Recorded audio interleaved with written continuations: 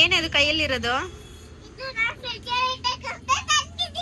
Fridge ಅಲ್ಲಿ ಇಡ್ತಾರಾ? ಯಾಕೆ?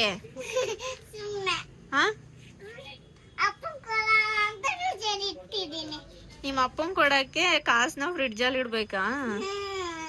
ಹಾ, ಫ್ರಿಡ್ಜ್ ಅಲ್ಲಿ ಯಾರು ಹೇಳಿದ್ದು ಫ್ರಿಡ್ಜ್ ಅಲ್ಲಿ ಇಡ್ಬೇಕಂತ? ಹಾ,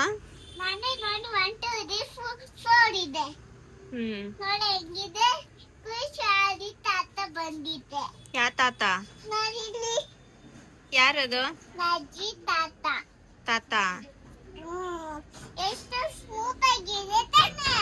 ಸ್ಮೂತ್ ಆಗಿದ್ಯಾ? ಚೆನ್ನಾಗಿದ್ಯಮ್ಮ, ಸೂಪರ್ ಆಗಿದೆ.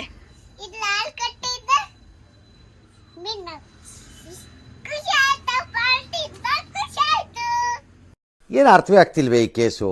ಎಳೆ ಮಗು